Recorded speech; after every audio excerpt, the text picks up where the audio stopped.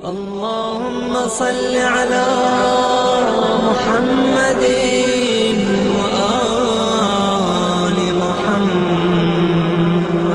औज़ु बिल्लाहि मिनश शैतानिर रजीम। बिस्मिल्लाहिर रहमानिर रहीम।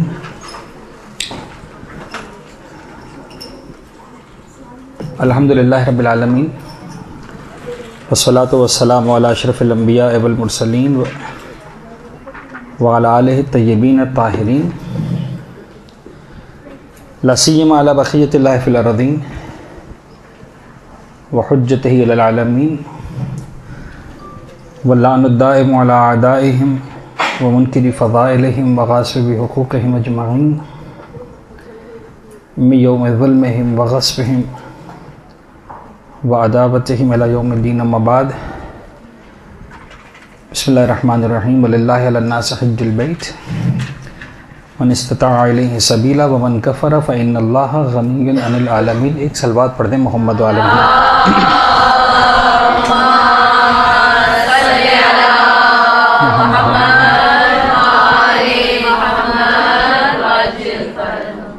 अच्छा, बात यह है कि मुसलसल आप में से शायद कई स्टूडेंट्स ऐसी हैं कि जो पहले भी जिनके साथ मैं क्लासेस ले चुका हूँ, और बहरहाल कुछ ऐसे होंगे कि जो अब आहिस्ता आहिस्ता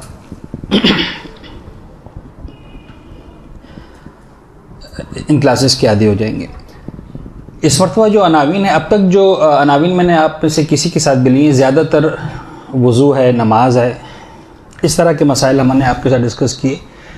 इस बार जो है वो कुछ मुख्तलिफ़ मसाइल के बारे में कहा गया कि मौलाना साहब इन मसाइल को लें, तो उन फहरिस्त में मुझे हज नज़र आया और इसी वजह से मैंने हज का इंतखाब पहली क्लास के लिए किया कि कुछ ज़रूरी मसाइल को डिस्कस कर लिया जाए। अच्छा, बात यह है कि बहुत सारे मसाइल ऐसे हैं जिन्हें हम कहते हैं पेश आने वाले मसाइल, ठीक है, और आप में से तकरीबन हर एक को ये बात मालूम है कि जो मसाइल पेश आने वाले हैं उनको सीख लेना वाजिब है।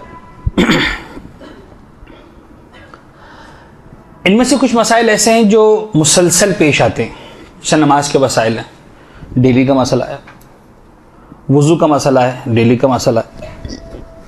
कुछ मसाइल ऐसे हैं जो हर साल पेश आते हैं, जैसे रोज़े के मसाइल। हर साल ही आपको रमज़ान के महीने में रोज़ा रखने के अमल से गुजरना है, यानी अगर 11 महीने काम नहीं भी आते मसाइल तो कम से कम एक महीना काम आते हैं।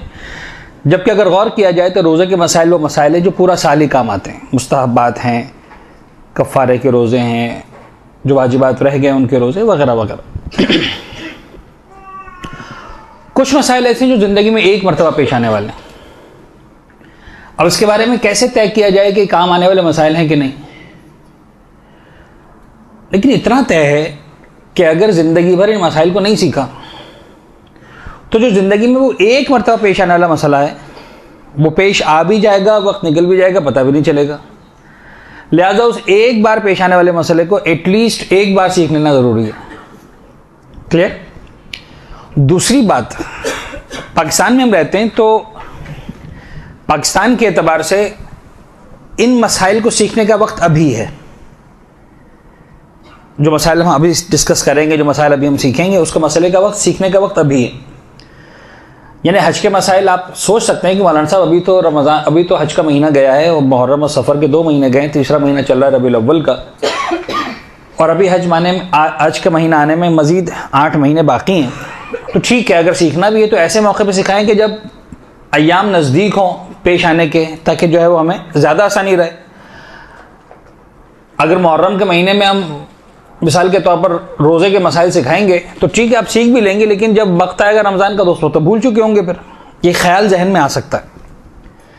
लेकिन बात यह है कि जो मसाइल हम अभी सीख रहे हैं इनको सीखने का वक्त अभी है, इसलिए कि हज के अंदर 2 चीज़ें हैं। मैं सिर्फ एक इशारा कर रहा हूँ, उसके बाद मैं इसी तरतीब से स्लाइड्स को आगे बढ़ाऊँगा जो आपके सामने भी है, सिर्फ एक बात को समझने के लिए। वो ये कि हज के अंदर 2 तरह के अहकाम आते हैं। एक ये है कि हज कैसे करना है, और यकीनन इस चीज़ को सीखने का वक्त कब है? जब हज का महीना नज़दीक आ गया, जब आप हज के सफ़र पर जाने वाले हैं, 20 दिन पहले, 25 दिन पहले, 1 महीना पहले, या हत्ता सफ़र हज पर जाने के बाद फ़र्ज़ करने के हज से जो है 20-25 दिन पहले पहुँच गए, तो वहाँ आपको सिखाया जाएगा कि भाई हज कैसे करना है, आपने क्या तरीक़ेकार होगा, अरफात में क्या होगा, मुज़दलिफ़ा में क्या होगा, मिना में क्या होगा, शैतान कहाँ मिलेगा, क्या कंकर मारने हैं, कुर्बानी कैसे होगी, किसको सर मुंडवाना है, किसको नहीं मुंडवाना है, एहराम की पाबंदी है क्या है, सारी बातें हम उस वक्त सीखते हैं और सीखने का वक्त उसी वक्त। लेकिन एक उन्वान है हज के अंदर कि हज किसको करना है, किस पर हज करना वाजिब है। इसका वक्त ज़िलहज में नहीं है, इसका वक्त अभी है। क्यों अभी है? इसलिए कि हुकूमत पाकिस्तान के एतबार से ऐन मुमकिन है जब अगली क्लास के लिए मैं आऊँ तो हज के रजिस्ट्रेशन फॉर्म्स जो है वो ऑलरेडी स्टार्ट हो चुके हों। तो now we need to understand, maybe अगर 1 महीने के बाद इन मसाइल को हम पढ़ें तो आपके साथ नाउ वी आर लेट, अब अगले साल बारी आने वाली है। तो इस एतबार से बिल्कुल जो पीक टाइम है इस वक्त मसाइल हज को सीखने का वो यही है। अच्छा, इसमें कोई शक नहीं है कि तकरीबन एक अंदाज़ा के मुताबिक 1 लाख में से एक फ़र्द पर हज वाजिब होता है एज एन एवरेज। यानी अगर पाकिस्तान की मिसाल के तौर पर 16 करोड़ आवाम है तो बहुत ज़्यादा जो लोगों पर हज वाजिब होता है वो 1,60,000 के लगभग होते हैं। बहुत ज़्यादा कम बढ़ा दे तो मुमकिन है 1,70,000 80,000 हो जाए, लेकिन आम तौर पर 1 लाख में से तकरीबन जो एक फ़र्द पर हज वाजिब होता है। बड़ा कम है रेशो हज वाजिब होने का। या 10,000 में से एक पर वाजिब होता है, लेकिन बहरहाल बहुत ही कम है। तो अब मेरे सामने 10,000 अफराद तो नहीं है कि मैं कहूँ कि साहब कम से कम एक फ़र्द के लिए पेश आने वाला मसला है। लेकिन इसमें भी कोई शक नहीं है कि वो अफराद जिन पर हज वाजिब होता है वो बहरहाल हम ही में से होते हैं। तो आप में से वो तालिबात के जिन पर हज वाजिब नहीं हो रहा,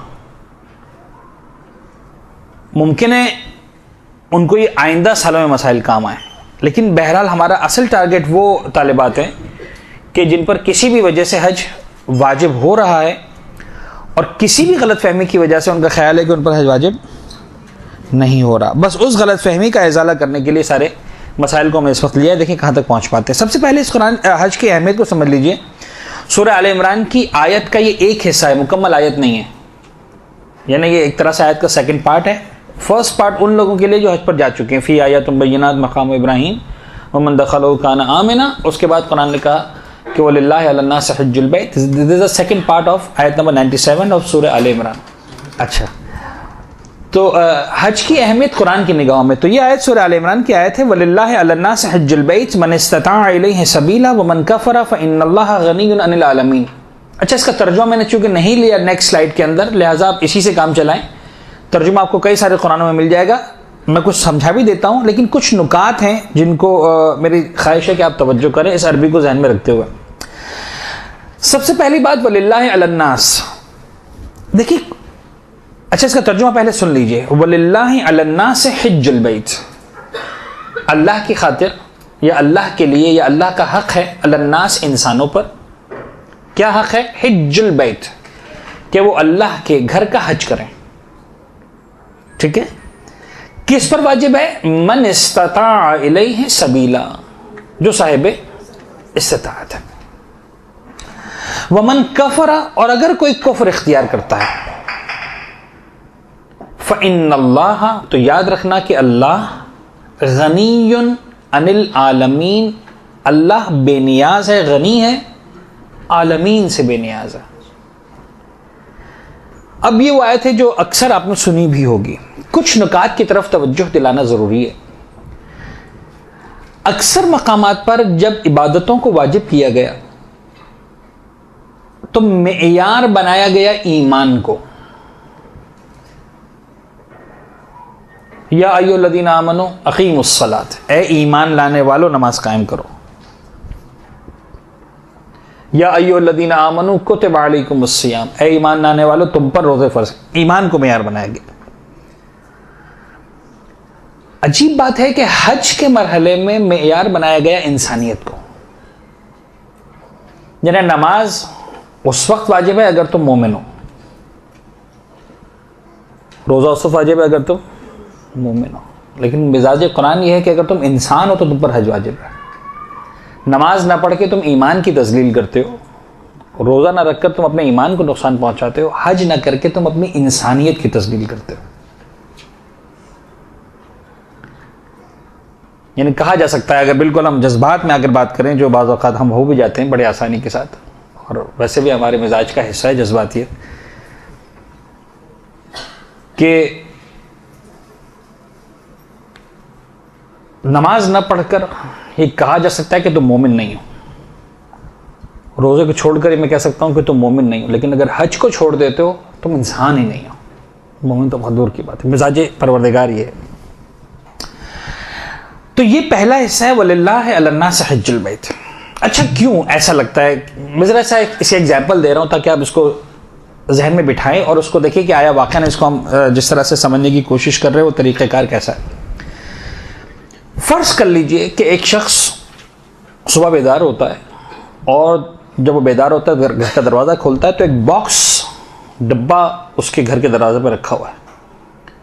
खैर, फौरी तौर पर जो ख्याल आपके जहन में आएगा कि कोई ना कोई बॉम्ब रखा हुआ, पाकिस्तान के माहौल में रहते हुए मैं उस एग्जाम्पल से हट के बात कर रहा हूँ। एक डब्बा आपके घर पे रखा हुआ है, आपने देखा अच्छा पार्सल है, नाम लिखा हुआ है आपका, किसी ने पार्सल आपको भेजा, अच्छा आपने उसको खोला।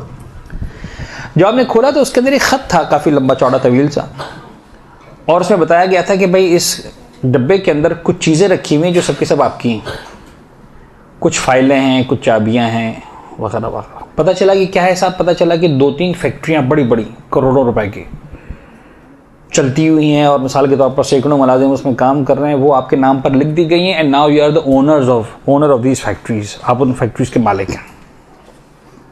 ड्रीम है, ख्वाब है, लेकिन समझाने के लिए कर। कुछ चाबियां रखी हुई, कौन सी चाबियां हैं साहब? ये जो वर्ल्ड क्लास गाड़ियां हैं, मसलन लाखों रुपए की और मसलन करोड़ों रुपए की कीमती गाड़ियां, ये गाड़ियां आपको दे दी गई हैं, और इन गाड़ियों के आप मालिक बन चुके हैं, और चाबियां आपको मिल गई, और ये जाके फला जगह पर गाड़ियां रखी, इन पे भी आपका नाम लिखा हुआ है, now you are the owner. अच्छी अच्छी बड़ी बड़ी कोठियां हैं, मसलन वो आपके नाम लिख दी गई हैं, उनकी चाबियां दरवाज़ों की हैं, कागजात रखे हुए, फाइलें रखी हुई हैं। इस डिब्बे के अंदर वो सारी फाइलें हैं और सारी की सारी चीज़ें मौजूद हैं। आपने चेक किया, पता चला वाकई आप मालिक बन चुके हैं अरबों रुपए के विद इन अ नाइट। लेकिन जो उसका सेंडर है, जिसने भेजा है आपको, वो अननोन है, आपको नहीं पता कौन है, हु इज दैट पर्सन। अब आप जनाब अली फर्ज कर लें कि अरबों रुपए के मालिक बन के बैठे बिठाए, आपने खानदान वालों को पाला और पता नहीं ज़ियारतें की और हज किए और इसको पता नहीं जो कर सकते थे आप कर रहे हैं, कारोबार बढ़ाए जा रहे हैं, वगैरह वगैरह। 10 साल 20 साल 25 साल हो गए आपको। अब अगर कोई शख्स आपसे पूछे कि मुझे बताओ जिंदगी में तुम्हारी सबसे बड़ी हसरत क्या है, मेरे ख्याल में आपका जवाब होना चाहिए कि मेरा दिल चाहता है मुझे पता चले इतना बड़ा एहसान मुझ पर किसने किया है, मैं जाकर उसका शुक्रिया अदा करूं। हज उसी चीज का नाम है।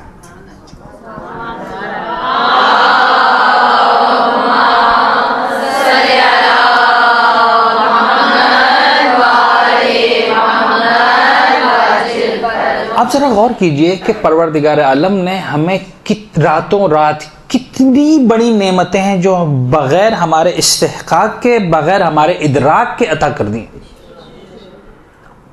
जो नेमतें खुदा ने हमको दी हैं, ये आँखों की नेमत और हवा से खमसा की नेमत और सेहत की नेमत और वालिदैन की नेमत और ईमान की नेमत, ये सारी नेमतें वो हैं कि जिनमें से किसी पर भी हम प्राइस टैग नहीं लगा सकते हैं, कैलकुलेट नहीं कर सकते हैं। अभी जो एग्जाम्पल दे रहा था मैं, चाहे वो मिलियंस की बात थी, चाहे वो बिलियंस की बात थी, कैलकुलेट हो सकती थी, उस पर आप प्राइस टैग लगा सकते थे।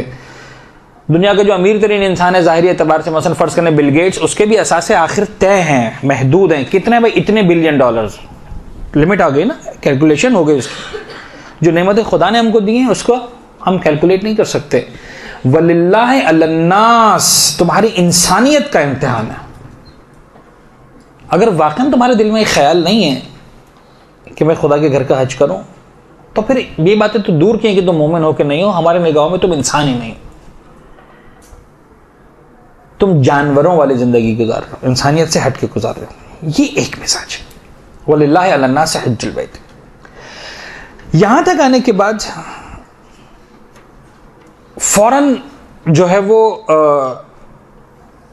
मोमिन एकदम से डिस्टर्ब हो जाएगा, परेशान हो जाएगा कि ये आपने क्या कह दिया, मैं इंसान ही नहीं हूं अगर मैं हज पर नहीं जा रहा। तो हम से कितने जो हज पर नहीं गए? बज़ाहिर शायद उम्मीद भी नजर नहीं आ रही आइंदा जाने की, तो क़िबला आपने तो हमें सीधा सीधा जो इंसानियत की हुदूद से गिरा दिया, खुदा कह रहा नहीं। याद रखना, मन इस्तता इलैहि सबीला, ये मैं उसके लिए बात कर रहा हूं जिसको मैंने साहिब इस्तिताअत बनाया। अगर किसी को मैंने साहिब इस्तिताअत नहीं बनाया तो फिर उस पर से जिम्मेदारी भी मैंने हटा ली है। मन इस्तता इलैहि सबीला, यानी अब जो बात हो रही है यूं समझ लीजिए कि एक्चुअली ये लहजा, इस लहजे का दबदबा, इस लहजे की जिसे कहते हैं कि सख्ती, ये एक्चुअली मालदारों के साथ है, साहिबान इस्तिताअत के साथ है।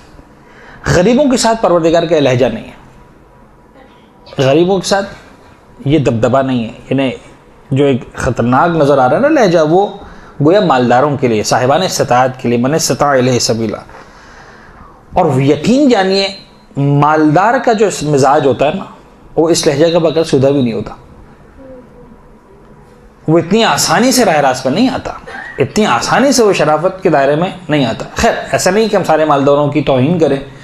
दुनिया में इस वक्त जितने भी सेटअप्स चल रहे हैं बड़े बड़े, बहरहाल साहिबान माल का कंट्रीब्यूशन है, इंक्लूडिंग दिस अलकायम, तो ये सारे सेटअप्स इतनी आसानी के साथ चल पा रहे हैं, वरना इतना आसान नहीं होता। तो बहरहाल खुदा उन तमाम साहिबान सरवत के जो जनाब खदीजा की सीरत पे अमल करें, दीन की खिदमत करें, खुदा उनको सलामत रखें।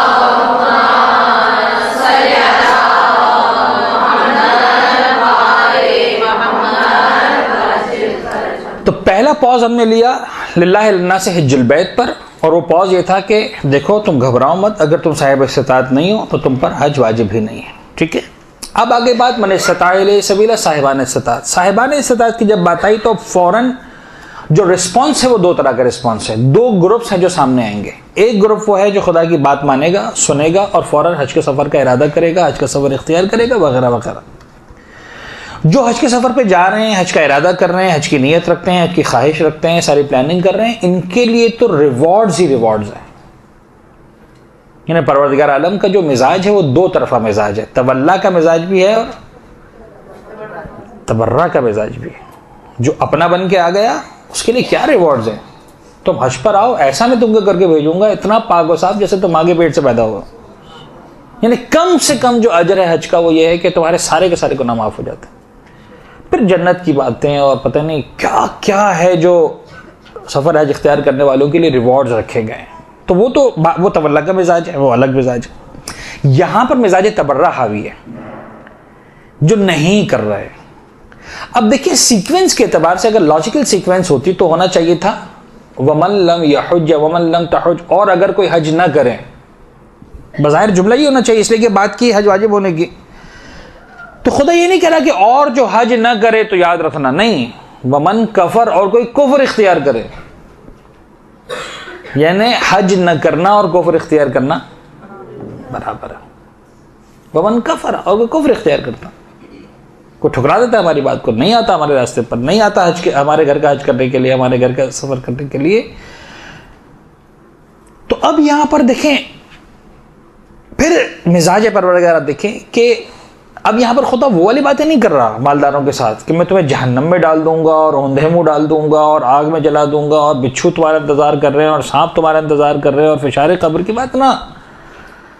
मालदार से उसी के लहजे में बात हो रही है। फ़इन्नल्लाह गनिय्युन अनिल आलमीन, ये मत समझना कि खुदा तुम्हें बुला रहा है तो अपने बजट को रिकवर करने के लिए बुला रहा है। यानी ये बात मुझे समझ में नहीं आती थी, एक बार समझ में आई। खैर, मैं ऐसा ना हो कि अहले ईमान की तौहीन करूं, सैकड़ों लोगों ने मेरे साथ हज किया, बल्कि अब तो हज़ारों लोगों ने हज किया, उनमें से एक केस ऐसा आया मेरे सामने, लेकिन फिर ये आयत समझ में आई। हज का सफ़र था, सफ़र ख़िताम को पहुंचा, एक मोमिन ने आके सवाल किया, मौलाना ज़रा बताइए बकरे वगैरह कितने देने कफ़ारे? मिजाज ही बिल्कुल एक अजीब, कितने बकरे? अच्छा, बकरे ऐसी चीज़ें वाक़ई जो बड़ों को बकरा बना देती हैं।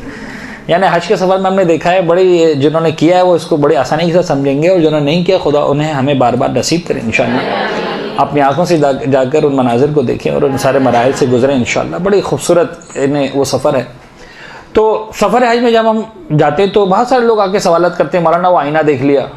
मैंने जानबूझ के देखा था, नहीं, अच्छा कोई बात नहीं, जवाब दे दिया, बात मुतमईन हो जानी चाहिए। फिर भी चेहरे पे वही बेचैनी है, वही जो है वो सवालिया निशान है इस तरह का। मैंने कहा बाकी रह गई बात। कह रहे नहीं मौलाना वो जरा इतना बता दें, बकरा लगा के। मैंने कहा नहीं बकरा भी लगा। हाँ अब सुकून हुआ। हलाल हराम की बात हमने कर दी, वाजिब और जायज़ की बात बता दी, सुकून नहीं आता जब तक कि जो है वो बकरे का खौफ सर से ख़त्म ना। तो मैं करता हूँ कि जितने भी इस तरह के सवालात आते हैं, अगर कोई होता भी है बकरे वाला तो मैं उसको बताता नहीं हूँ कि हज ख़राब ना हो। ऐसा ना हो कि वो जो है वो जहन में बकरे को लेकर ही हज करता रहे, तो मैं किसी को नहीं बताता। जब हज का सफ़र मुकम्मल हो जाता है तो आखिरी क्लास के अंदर फिर बताता हूँ कि मेरे पास ये सवालात आए थे और मेरे एतबार से इन चीज़ों पर जो है वह बकरा है। तो मसलन फ़र्ज़ करें किसी पर 1 बकरा वाजिब हो रहा है, किसी पर 2 बकरे वाजिब हो रहे हैं, किसी पर 3 लग रहे हैं, 4 लग रहे हैं। मैक्सिमम जो हमने देखे अब तक लगते हुए वो 3 रेगुलर जो एक एवरेज होते हैं, 2 बकरे 3 बकरे 4 बकरे ज़्यादा नहीं होते।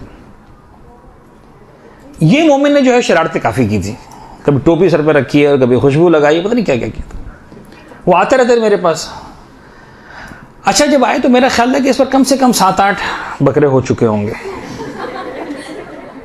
लेकिन अब यकीन जानिए इसका मिजाज ये था, जब हज के बाद मेरे पास आया बोला मौलाना आपने कहा था आखिर में बताओ जरा बताएं कितने बकरे हैं।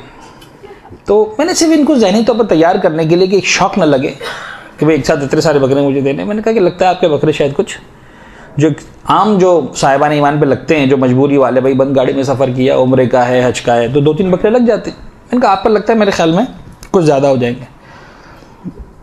अब यकीन जानिए मेरा अपना ये एक जो मैंने उसको देखा था, अपना असेसमेंट है, अपना तज्ज़िया है। मैंने कहा बड़ी फिरौनियत के साथ कहा मौलाना 25 बकरों का ऑर्डर तो दे चुका हूँ, बताइए और कितने बकरों का ऑर्डर देना। यानी जैसे मसलन ज़िंदगी में एक मरतबा मौका मिला खुदा को खाना खिलाने का, तो 25-30 बकरे तो खिला दूँ, कहें तो 50 बकरे खिला दूँ। खुदा को बेचारे कितने सालों से भूखा है खुदा, नऊज़ुबिल्लाह। यानी मुझे ऐसा इतना मुझे गुस्सा आ रहा था उस वक्त कि ये कौन सा मिजाज है, यानी तुम क्या कहना चाह रहे हो कि खुदाया मुझे तेरे अहकाम की कोई परवाह नहीं है। तूने कहा खुशबू मत लगा, मैं लगाऊंगा, बकरा चाहिए ले ले बकरा। तूने कहा टोपी मत पहन, पहनूंगा, ये ले ले बकरा। तूने कहा कि बन जूता मत पहन, पहनूंगा बन जूता, ये ले ले बकरा। यानी बकरा जो है वो तुम्हें बकरा बनाने के लिए नहीं है, तुम्हें इंसान बनाने के लिए। तो जो मालदार है ना, आप याद रखिएगा, बाज़ औक़ात जब मालदार सरकशी पर आता है तो फिर उसकी फिरौनियत उसको आप जो है मेजर नहीं कर सकते। तो खुदा का मिजाज यहां पर वो है, फ़इन्नल्लाह गनिय्युन अनिल आलमीन। ये मत समझना कि तुम्हारा हज, तुम्हारे ये खर्च करना, तुम्हारा ये सफ़र इख्तियार करना खुदा को कोई फ़ायदा पहुंचाने वाला है। अल्लाह रब्बुल आलमीन है और रब्बुल आलमीन होने के बावजूद आलमीन से बेनियाज है, इसलिए कि रब्बुल आलमीन वो पालने वाला है, इनकी वजह से पलने वाला नहीं है। इन्नल्लाह गनिय्युन अनिल आलमीन। ये हो गया मिजाज कुरान। और अब आइए जनाब जो है वो हदीस की रोशनी में सब कुछ यहाँ पर है सिवाय घड़ी के। खैर देखते हैं, चलें फिर आप लोगों के चेहरे मुझे बताएंगे कि क्या चल रहा है वहाँ पर। हदीस की रोशनी में हमारे छठे इमाम हज़रत इमाम जाफ़र सादिक़ अलैहिस्सलाम की यह हदीस है।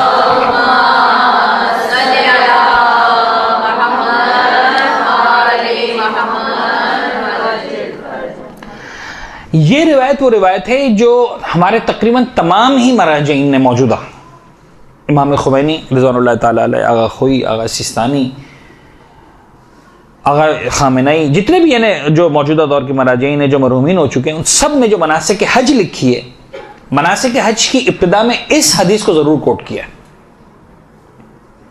और इस जुमले के साथ कोट किया है कि कुलैनी यानी साहिब उसूल काफ़ी, कुलैनी ने, मोहम्मद इब्न याकूब कुलैनी शेख, मुअतबर सनद के साथ इस हदीस को कोट किया है। ये जुमले तमाम मराजिन की, खुई खुमैनी सबके, लिहाजा बड़ी इत्मीनान के साथ इस रिवायत के बारे में कहा जा सकता है कि ये तो खैर उर्दू ट्रांसलेशन है, बट द अरबिक इज मुतमईन होकर कहा जा सकता है कि बेई नहीं वो अल्फाज हैं जो इमाम अलैहिस्सलाम की ज़बान मुबारक से अदा हुए।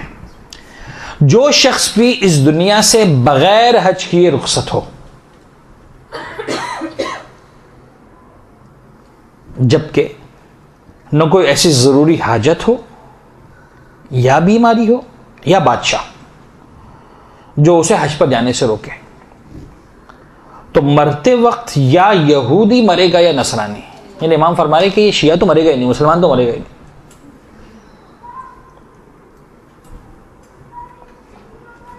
यानी या तो ऐसा इंसान है जो यहूदी था और इस्लाम लाए बगैर मर गया, या नसरानी था और दायरा इस्लाम में आए बगैर मर गया। मुसलमान नहीं मर सकता। तो ये हदीस उस लफ्ज वमन कफरा को डिफाइन करने के लिए बड़ी ही इंपॉर्टेंट है, की हदीस है ये। वमन कफरा फ़इन्नल्लाह गनीयुन, और कोई कुफ्र इख्तियार करे, या कुफ्र से मुराद मुमकिन है वो वाला कुफ्र हो कि जो उसको दायरे इस्लाम से गोया खारिज कर रहा। तो बड़ी ही अहम हदीस है।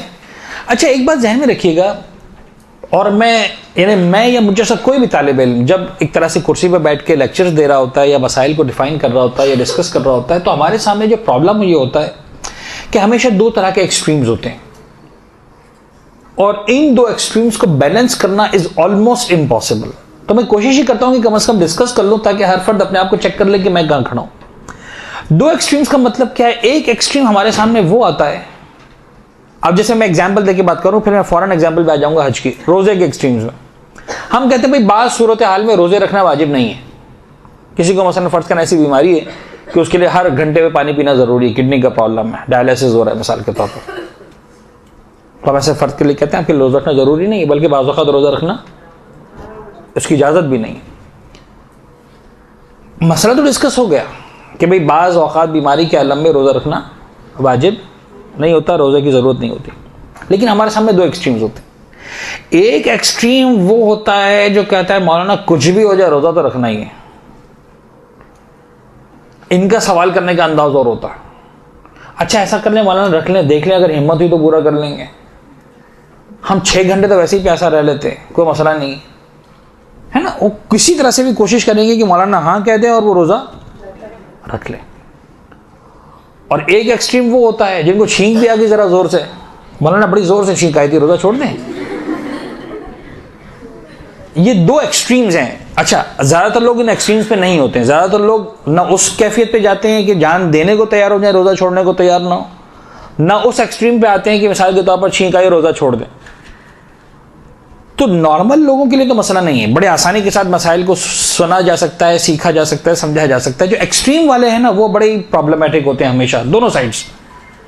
चाहे दीन की खातिर बिला वजह जो है वो ये समझना कि साहब हमको रोज़ा रखना ही रखना है, चाहे जान जाती है तो जाए। और वो वाले एक्सट्रीम भी कि बस इस्लाम तो साहब बड़ा आसान सहूलतों का मजहब है, छोड़ें, छींक आ गई तो कल रोज़ा रखेंगे। मसलन थोड़ा सा जो है बीमार हो गए तो कल रोज़ा रखेंगे, आज छोड़ दें रोज़ा। मसलन बोल साहब वो थोड़ा सा वो सर भारी हो रहा था तो मैंने 2 दिन रोज़े नहीं रखे। अरे नाम अमाल भरी हो रहा है वो सोचें गुनाहों से, लेकिन वो नहीं, सर भारी हो रहा तो रोज़ा छोड़ दिया। तो हज के अंदर भी यही सेम चीज़ नज़र आती है। कुछ ग्रुप वो नज़र आते हैं जो इन अहादीस को सुनने के बाद बस मौलाना साहब मैं जेवर बेच दूं, मैं ये कर दूं, मैं पता नहीं वो बीसी उठा लूं, मैं लोन ले लूं, मैं भाई से कह दूं मुझे जेवर की जरूरत नहीं, मुझे कपड़ों की जरूरत नहीं, मुझे गाड़ी की जरूरत नहीं, मुझे हज पे जाना है बस। और पूरे घर में जाकर पता चला कि कल से मेरे पास शौहरों के और अब्बाओं के फोन आना शुरू हो गए, मौलाना साहब ने क्या बता दिया हमारी बेगम को, हमारी बेटी को, जो आप कुछ भी करना है हज पे जाना जिंदा मुर्दा। एक वो एक्सट्रीम नजर आता है कि साहब हम तो अब काफिर हो जाएंगे, यहूदी हो जाएंगे, बस घबरा गए। और तो ये भी नहीं होना, ये भी नहीं होना कि बड़ी आसानी के साथ कहते हैं साहब ना अभी तो देर है हज वाजिब होने में। ठीक है, इन दोनों एक्सट्रीम्स पे नहीं जाना प्लीज। यानी ऐसा ना हो कि अपने आप पर इस तरह से सवार कर लें कि अब आप जाकर जो है वो इस बात पर परेशान हो जाएं कि मेरा चश्मा तो कहीं महंगा इस्तेमाल नहीं कर रही, चाहे मेरा जेवर तो मसलन मुझे बेचना वाजिब नहीं हो गया, और मैंने जूते तो ज्यादा महंगे नहीं खरीद लिए, और मेरा पर्स बेच के मुझ पर तो हज वाजिब नहीं हो रहा। ऐसा एक्सट्रीम पर भी नहीं जाना। आइए, अहकाम हज इल्मी एतबार से अगर लफ्ज इस्तेमाल किया जाए तो 2 तरह के मसाइल हैं। नंबर 1 वजूब हज, नंबर 2 वाजिबात हज। वजूब हज यानी हज का वाजिब होना। हज वाजिब कैसे होता है? और नंबर 2 वाजिबात हज यानी हज को अंजाम कैसे दिया जाता है। तो वाजिबात हज हमारा टॉपिक नहीं है। ये तो जब हम इंशाल्लाह हज पर जाएंगे और सफर हज हमें नसीब होगा इंशाल्लाह, तो उस वक्त सीखना है कि एहराम कहाँ से बांधना है, और एहराम बांधेंगे तो क्या हो जाएगा, और क्या चीज़ें हराम हो जाएंगी और क्या चीज़ें हलाल रहेंगी, और किसका कफ़ारा कितना है, वगैरह वगैरह सारी चीज़ें। ये पार्ट नंबर 2 है वाजिबात हज। वी आर नॉट डिस्कसिंग वाजिबात हज, वी आर डिस्कसिंग द वजूब हज। किस पर हज वाजिब है, यानी आया मुझ पर हज वाजिब भी है कि नहीं। ऐसा ना हो वाजिब ना हो और मैं जिंदगी में तड़पता रहूं कि मुझ पर हज वाजिब था मैंने नहीं किया। बहुत से लोग ये समझते हैं, रो रहे होते हैं, मौलाना साहब हमने हज अब तक नहीं किया। ओके सो व्हाट, नहीं किया तो नहीं किया, पर वाजिब ही कब था। बहुत से लोग समझते हैं कि जिंदगी में एक बार तो हज वाजिब है तो अब चाहे मर भी गए वाजिब है। मौलाना साहब हमारी अम्मा मर गई, उन्होंने हज नहीं किया था। मुमकिन है आपकी अम्मा पर हज वाजिब ही ना हो, आप क्यों परेशान हो रहे हैं? हाँ, हज अगर वाजिब था और नहीं किया था तो मसाइल। दादा की डेथ हो गई, मसलन दादी की डेथ हो गई, उन्होंने हज ही नहीं किया, नहीं कोई बात ही नहीं किया, उन पर हज वाजिब ही नहीं था। हाँ, अगर था वाजिब और नहीं किया एक अलग चीज़ है। तो बाज़ औकात, बल्कि अक्सर औकात, यानी अगर हम परसेंटेज वाइज देखें तो शायद मोर देन 90% अफराद ऐसे हों कि जिन पर ज़िंदगी में हज वाजिब ही नहीं होता। क्लियर है? लेकिन बहरहाल अगर हो गया तो फिर मसाइल सख्त है। तो वुजूब हज को हमने डिस्कस करना है। सबसे पहली बात वुजूब हज के बारे में ये देख लीजिए कि हज वाजिबात फौरिया में से है। वाजिब फौरी किसे कहते हैं? अब यहां पर देखिए दो तरह के वाजिबात हैं, इन्हें वाजिबात की जो कैटेगरीज हैं हमारे पास। एक वाजिब वो है जो वाजिबात ताखीरी कहा जाता है, एक वह है जिन्हें वाजिबात फौरी कहा जाता है। वाजिब ताखीरी उसे कहते हैं कि जिसके अंदर आपके पास वाजिब है लेकिन गुंजाइश है, अब अपने सहूलत के मुताबिक कोई भी वक्त चूज करके उसको अंजाम दे सकते हैं। मसलन रोजे का कफारा। अब रोजे का कफारा एक ऐसी चीज है जो वाजिब है आप पर, लेकिन ये नहीं है कि आज मिसाल के तौर पर जो है कफारा वाजिब हुआ कल देना जरूरी है वरना परसों से पेनल्टी लगना शुरू हो जाएगी। 1 महीने बाद, 2 महीने बाद, 4 महीने बाद, 6 महीने बाद, 8 महीने बाद, साल बाद, 1.5 साल बाद, 2 साल बाद, जब मौका मिले दे दो।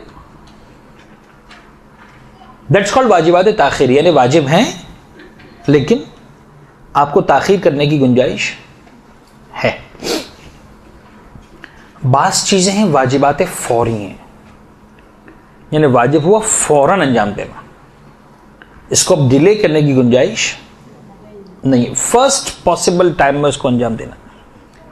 इसकी एग्जांपल है कर्जे की अदायगी, स्पेशली जब साहिब कर्ज वापस मांग रहा हूं।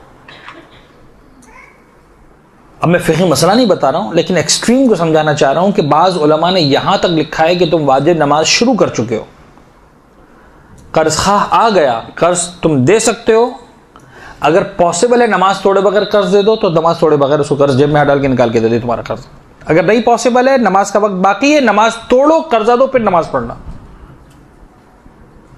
दीज वाजिबात आर कॉल्ड वाजिबात फौरी। किसी की जान बचाना, आप नमाज पढ़ने फर्ज करने, आपने देखा खुदा ना खास्ता कोई बच्चा जो है किसी दूसरे बच्चे के साथ खेल रहा है और खेल खेल में उसने मसलन जो है वो अब कुछ ही लम्हे गुजरेंगे और बेध्यानी में बच्चा मसलन जो है वो दूसरे को चाकू मार देगा। अब आपके हम तो नमाज पढ़ रहे थे, नहीं सब छोड़े नमाज को, जान बचाना वाजिब है, और जान जाने के बाद बचाना वाजिब नहीं है, जान जाने से आपके साथ चाकू लग जाएगा फिर मैं नमाज तोड़ूंगी, इंतजार नहीं करना चाकू लगने का, वाज़ेह हो रही बात। तो ये वाजिबात फौरी हैं। हज वाजिबात फौरी में से। अच्छा, अब हज के एग्जाम्पल उस तरह की नहीं है कि आज वाजिब हुआ तो आज ही निकल जाओ हज पर। इसका मकसद ये है कि इसी साल हज करना वाजिब है, 2014 में। अब 2015 का इंतजार नहीं कर सकते, 2015 में मसलन इस्तिताअत आई तो 2016 का इंतजार नहीं कर सकते।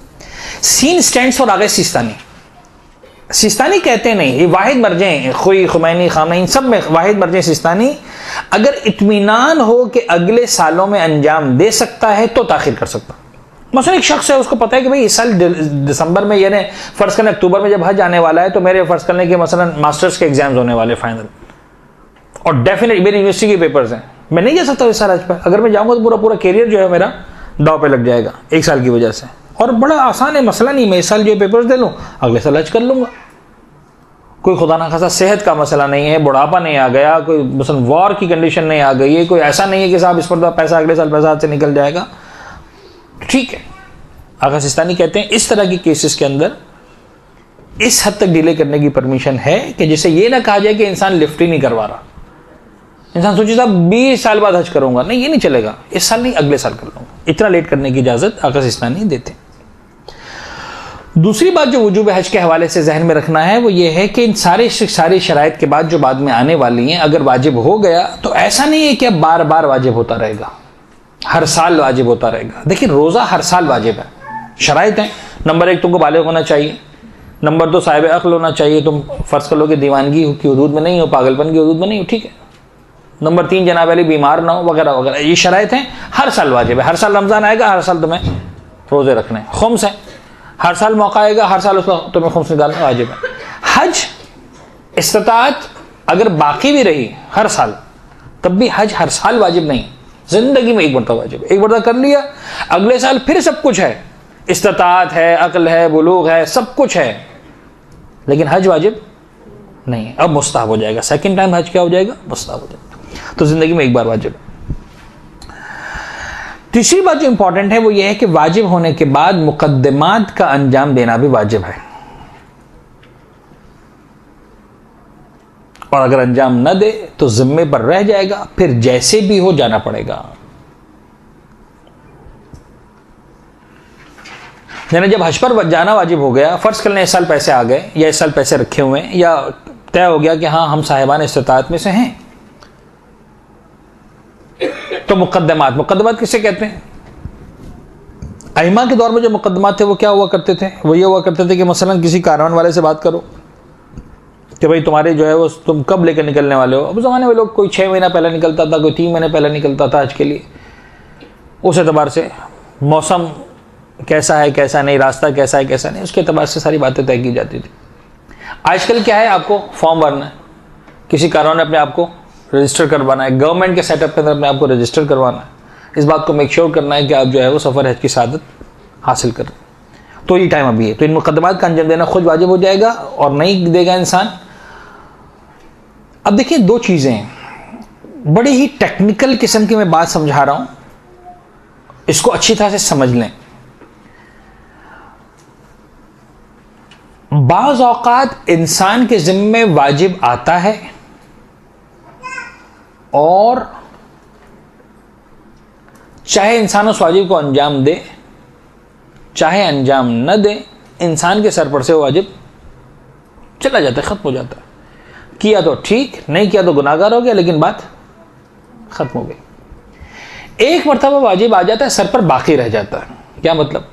मैं आपको एग्जाम्पल देने की कोशिश कर रहा हूँ, मुझे नहीं पता कितनी सही एग्जाम्पल बनेगी है, लेकिन जस्ट टू अंडरस्टैंड, एक अंडरस्टैंडिंग को डेवलप करने के लिए। मसलन फ़र्ज़ कर लें वही जो मसला था किसी की जान बचाने का।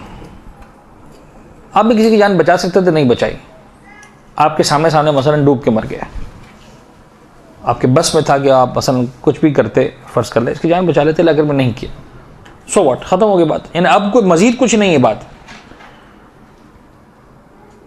जो होना था वो, जो गुनाह था वो हो चुका, जो नेकी थी वो हो चुकी, जो भी था ख़त्म हो गई। बाज़ वक़्त एक चीज़ बाकी रह जाती है। मसलन आप पर खुम्स वाजिब हुआ, एक साल ऐसा भी आया था कि मसलन 10 लाख रुपए रखे हुए थे, 2 लाख रुपए खुम्स के निकालने थे, नहीं निकाले, 2-3 साल गुजर गए, अब गरीब हो गए, 10 लाख रुपए दूर की बात, 10 रुपए भी जेब में नहीं है। जो 10 रुपए नहीं है अब वाजिब नहीं है, वो जो पिछला 2 लाख था वो आज भी वाजिब है, वो तो मखरूज हो खुदा के।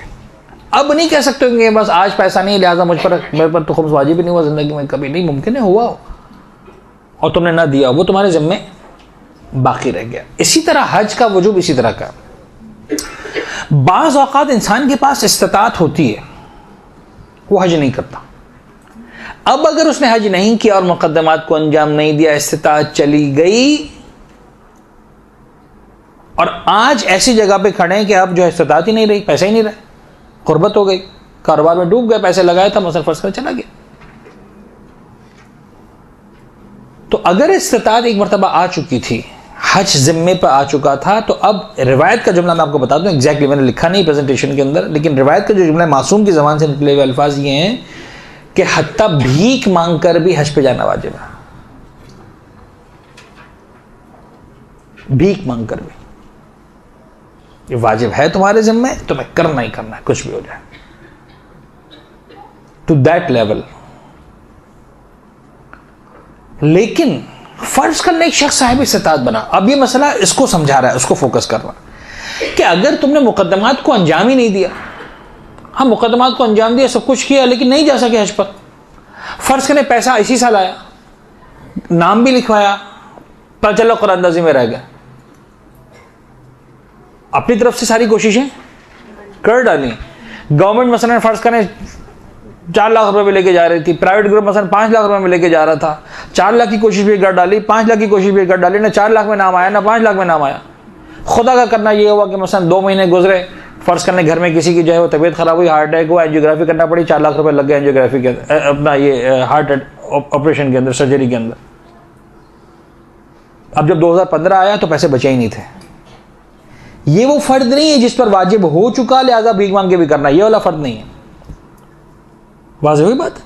इस्तात आई, मुकद्दमात को अंजाम दिया, लेकिन नहीं हो सका हज। फर्ज कर ले खुदा ना खास्ता ऐसे हालात हो गए कि एकदम से जो है वो रास्ते बंद हो गए सऊदी अरब के, यानी जो मुस्लिम वर्ल्ड की जो हालत है उसमें आप हर चीज एक्सपेक्ट कर सकते हैं। किसी ने सोचा भी नहीं था कि एकदम से शाम के रास्ते बंद हो जाएंगे।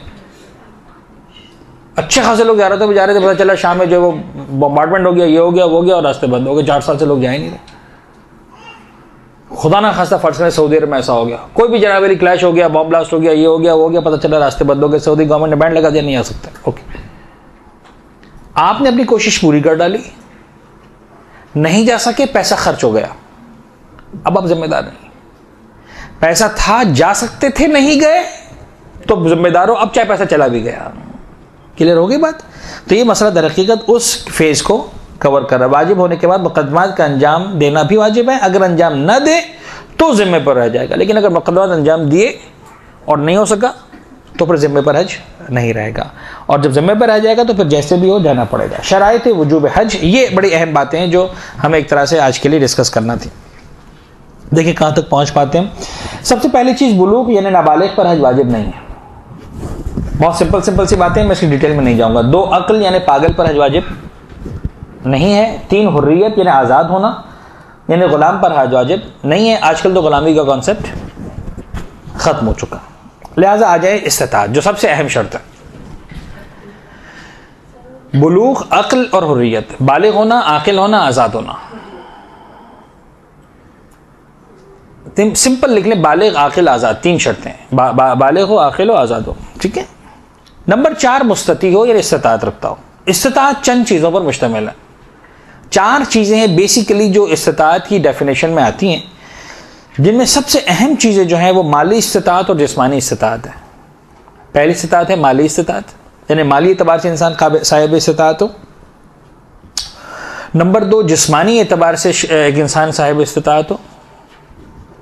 नंबर 3, तरीक़ी इस्तिताअत यानी रास्ते खुले हुए हो, पता चला माल भी है, जान भी है, लेकिन रास्ते ही बंद हैं, जैसे सीरिया के रास्ते फर्ज करना, सुना है कि अब खुल गया बहरहाल। 4, ज़मानी इस्तिताअत यानी वक्त इतना हो कि आप निकल सकें, पैसा भी है, तवानाइयाँ भी हैं, रास्ते भी खुले हुए हैं, लेकिन वक्त गुजर चुका है। क्या मतलब वक्त गुजर चुका है? यानी फ़र्ज़ कर लें जनाब अली कि पाकिस्तान में रहते हुए अभी अगला महीना फरवरी का हज होगा, अक्टूबर में, फरवरी में जब फॉर्म जमा किए जा रहे थे, कारवान बन रहे थे, रजिस्ट्रेशन हो रही थी, फरवरी और मार्च के महीने में पैसा नहीं था। पैसा आया कब? जून के महीने में। तो अब नहीं जा सकते ना, यानी जितने इंतजाम होना थे सब हो चुके हैं। तो आपके पास सारी इस्तिताअत हैं, माली इस्तिताअत है, जिस्मानी इस्तिताअत है, तरीक़ी इस्तिताअत है, लेकिन ज़बानी इस्तिताअत नहीं है। हालांकि अभी 3 महीने बाकी है जोने में, लेकिन आपको पता है कि आपका पाकिस्तानी पासपोर्ट है, आपको दुनिया में कहीं से वीज़ा नहीं मिलेगा हज के लिए। आप जा सकते हैं तो पाकिस्तान से ही जा सकते हैं, और पाकिस्तान से जाने का तरीका ये है कि जब अगला साल आएगा फरवरी मार्च, तो फिर जाने वाले आपने जो है रजिस्ट्रेशन करवाना होगा, तो वो अगले साल का इंतज़ार करना है, ठीक है। और अगर फ़र्ज़ कर ले अगले साल का फरवरी आने से पहले पैसे आए भी थे और ख़त्म हो गए, तो फिर अगले साल वाजिब नहीं रहेगा। क्लियर हो गई बात? माली इस्तिताअत, जिस्मानी इस्तिताअत, तरीक़ी और ज़मानी। माली इस्तिताअत के निकात देखें। नंबर 1, माली इस्तिताअत के मीनिंग में सबसे पहली बात शामिल यह है कि मुकम्मल सफ़र के अखराजात रखता हूँ। मुकम्मल सफ़र के अखराजात यानी जाने के लिए ज़ादे राह, सवारी का वसीला। उस दौर में फ़र्ज़ करें ऊँट था, घोड़ा था, खच्चर था, गधा था मसल, या इतनी तवानाई थी कि पैदल चल सकता था मसला। या फ़र्ज़ कर ले जनाब अली कि आजकल के दौर में एक ज़माना था जब पाकिस्तान से जो है वो स्टीमर जाया करता था, यानी पानी का जहाज़, बहरी जहाज़ जाया करता था। इतने पैसे कि बहरी जहाज़ में जा सकता है, जहाज़ चलते हैं आजकल वगैरह वगैरह। दुनिया के मुख्तलिफ इलाके जहाँ से लोग बाई रोड आते हैं, बसों में बैठ कर आते हैं, दुबई वगैरह से, इराक़ से और इलाक़ों से। तो उस अपने एतबार से उसके पास सफ़र के अखराजात हों, वहाँ मक्का और मदीना में जो रिहाइश वगैरह इख्तियार करनी है, जो उसको अरफ़ात व मिना के मैदानों में जाना है, वो सब चीज़ें जो है वो उसके पास इतने पैसे हों कि उन कामों को अंजाम दे सकता हो। इन शॉर्ट आजकल के एतबार से देखा जाए तो कम से कम 3.5-4 लाख रुपए उसके पास हों। ये मैं 2014 के लिए बता रहा हूँ, ऐसा ना 6 साल बाद ही कैसेट सुनी जाए, क्लास सुनी जाए, तो क्या मतलब इतना सस्ता हज कौन करवा रहा है। नंबर 2, ज़रूरियात ज़िंदगी रखता हो अपनी, मसलन मकान, असासजात, सवारी, जो उर्फन उसकी शान के मुताबिक हो। एक शख्स के पास मकान होना चाहिए, एक फ़र्ज़ करने की उसकी शान ये कि मुनासिब मकान उसके पास हो, ठीक है, उसके एतबार से मुनासिब मकान उसके पास होना चाहिए। यानी फ़र्ज़ कर लेते हैं हम एक शख्स है, अब देखें ये चीज़ बड़ी ही, ये उन चीज़ों में से है जो मैं आपसे अर्ज़ कर रहा था ना कि जो एक्सट्रीम नज़र आते हैं हमें। यानी एक एक्सट्रीम ये नज़र आता है कि एक शख्स जो है, मैंने फ़र्ज़ कर लें ज़ाहिरी माहौल माशरे के एतबार से उसका मकान मसलन फ़र्ज़ करें 300 गज़ पे होना चाहिए, 250 गज़ पे होना चाहिए।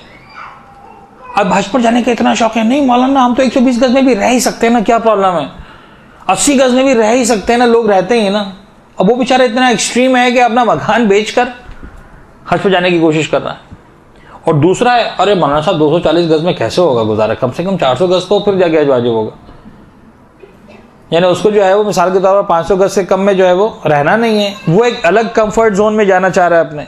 एक ये है जो अपने 240 गज़ के मकान को बेचना चाह रहा है। तो अब देखें ये एक्सट्रीम्स पे नहीं जाना, इसका फैसला कौन करेगा, मैं नहीं करूँगा, इसका फैसला करेगी सोसाइटी कि बाबा ये मकान जो तुम्हारी शान के मुताबिक है, ठीक है, प्रॉब्लम नहीं है, अच्छा खासा मकान है, तुम इसको रहते हुए अब तुम्हें पैसा आ गया तो ज़रूरी नहीं कि नया तुम मकान बड़ा बनाओ या बड़ा मकान बनाओ। जो मकान है अल्लाह ने दिया है, अच्छा है, तुम हज करो जाकर। बहुत सारे लोग होते क्या करते हैं, सब वो अपना मकान नहीं है तो ठीक है, वो बनाने के लिए पैसे जमा किए जा रहे हैं, 25 लाख रुपये रखे हुए, हज क्यों नहीं कर रहे हो। अब नहीं प्लॉट की कीमत कहाँ पहुँच गई। और फरमाने ये सारे मसाइल अब ये बड़े प्रैक्टिकल मसाइल बनना शुरू होंगे अब। तो ज़रूरियात ज़िंदगी रखता हो, मसलन मकान, असासजात, सवारी वगैरह जो उर्फन उसकी शान के मुताबिक हो। एक इंतहाई अहम मसला जो यकीन आपके जहनों में आया होगा, फ्रीक्वेंटली आस्क्ड क्वेश्चंस होते हैं ना, FAQs, ज़रूरी नहीं है कि मकान ज़ाती हो, किराए का भी हो तो काफ़ी है। यानी ये वो गलत फहमियाँ हैं जो हमारे माशरे में बहुत शिद्दत के साथ राइज हैं। 2.5-3 लाख रुपए तनख्वाहें ले रहे हैं, मिसाल के तौर पर 50,000 रुपए के मकान के किराए में रह रहे, बड़े मज़े से रह रहे हैं। बैंक बैलेंस मसलन जो है हर साल 2-2.5 लाख रुपए 3 लाख रुपए मसलन जो महीने की इनकी तनख्वाह है, बैंक बैलेंस पहुंच चुका है 25 लाख रुपए तक। लेकिन जिस 50,000 के मकान में रह रहे हैं वो मकान खुद कौन सा 2-2.5 करोड़ रुपए का मकान है जिसमें किराए पे रह रहे हैं। हमारा स्टैंडर्ड तो यही है, लिहाजा जब तक 2 करोड़ रुपए जमा नहीं होंगे, अपना ज़ाती मकान नहीं खरीदेंगे, तब तक हज वाजिब नहीं होगा। 25 लाख रुपए 50 लाख रुपए बैंक में रखे रहने, हम पर तो हज वाजिब नहीं है। रॉन्ग, वाज़ोरी बात है। ये बड़ी प्रैक्टिकल एग्जांपल्स हैं, मैं आपको बताऊं। सब ज़ाती मकान जब तक नहीं होगा हज वाजिब नहीं होगा, ऐसा नहीं है। अगर अभी शान के मुताबिक आपको कोई प्रॉब्लम नहीं है, आपके हैसियत के लोग, आपके स्टैंडर्ड के लोग रहते हैं किराए के मकान में, कॉमन सी चीज़ है। फ़र्ज़ करें आप किसी ऐसे गांव देहात में जहां पर हर एक का ज़ाती मकान है, कोई किराए पे नहीं है, मुमकिन है वो मसला बदल जाए। दुनिया के बाज़ ममालिक ऐसे हैं जहां पर आप पाकिस्तानी बनकर जाती हैं तो मकान बाय कर ही नहीं सकते हैं, चाहे आप बिलियनर है, आपको किराए के मकान में रहना है, तो क्या हज वाजिब नहीं होगा कभी भी आप पर, इंक्लूडिंग सऊदी अरेबिया, वहां पर आप ज़ाती मकान खरीद ही नहीं सकते। तो मकान का ज़ाती होना या किराए पर होना, इससे फ़र्क नहीं पड़ता। आपके पास अपनी ज़रूरत ज़िंदगी के मुताबिक मकान है, रह सकते हैं, नॉर्मल पैसा रखा हुआ, हज करना वाजिब हो जाएगा। क्लियर होगी बात। तो मकान ज़ाती होना ज़रूरी नहीं है, लिहाजा अगर किराए का भी हो तो काफ़ी है। हाँ, अगर ज़िंदगी की ज़रूरियात का माल हज में खर्च कर दे तो हज वाजिब नहीं माना जाएगा। यानी अब ये दूसरे एक्सट्रीम का आंसर है कि साहब छोड़ें सारी बातें। एक ज़माना था ना कि 250 गज़ में नहीं था हमारे पास, किराए से हम आए थे ना 250 गज़ में, बेच देते 250 गज़ का मकान में, फिर जाते हैं किराए पर और जो है हज करते हैं। ऐसा भी ज़रूरी नहीं है कि आपने आज सुन लिया कि किराए का मकान काफ़ी है, ज़्यादा जिन जिन के पास मकान है सब अपना अपना घर बेचें, घर जाकर कि मौलाना साहब ने कह दिया किराए का भी सही है, लिहाजा बेचो ये। मसलन जो है वो 1 करोड़ की जो कोठी इसमें रह रहे हैं, कोई ज़रूरत नहीं 1 करोड़ रुपए की कोठी में रहना या घर में रहना या 50 लाख के मसलन मकान में रहना, इसको बेचो, किराए पे जाएंगे और 50 लाख से हज करेंगे पूरा ख़ानदान। ऐसा भी नहीं। क्लियर हो रही बात। अगर ज़रूरत ज़िंदगी का माल हज में खर्च कर देगा तो हज हो तो जाएगा प्रैक्टिकली, लेकिन वो जो ज़िंदगी में एक मरतबा वाजिब था वो वाला वाजिब नहीं माना जाएगा। यानी इसकी मिसाल ऐसी है कि आपने शाबान में रोज़ा रख लिए तो रमज़ान के रोज़े अपनी जगह पर बाकी रहेंगे। वो आपने मुस्तहब रोज़े रख लिए, आपने वाजिब वाले रोज़े अब तक नहीं रखे। शादी, तालीम, इलाज एंड सो ऑन, कई सारी चीज़ें इंसान की ज़िंदगी का हिस्सा हैं। ये खराजात भी अगर ज़रूरियात में शुमार हों तो इनका होना भी ज़रूरी है। अब मैंने एक एक चीज़ को डिटेल में जाके नहीं लिखा, लेकिन इसकी वजाहत सुन लीजिए। ये हमारे मराजीन ने लिखा है, लिहाजा मैं बतला रहा हूँ।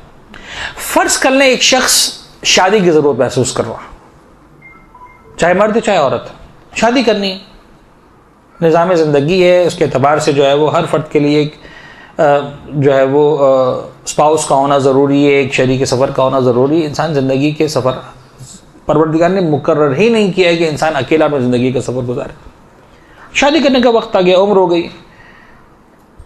अच्छा, बड़ा डिटेल टॉपिक है, मुझे इसमें प्लीज़ मत ले जाइएगा वरना बात कहीं से कहीं निकल जाएगी।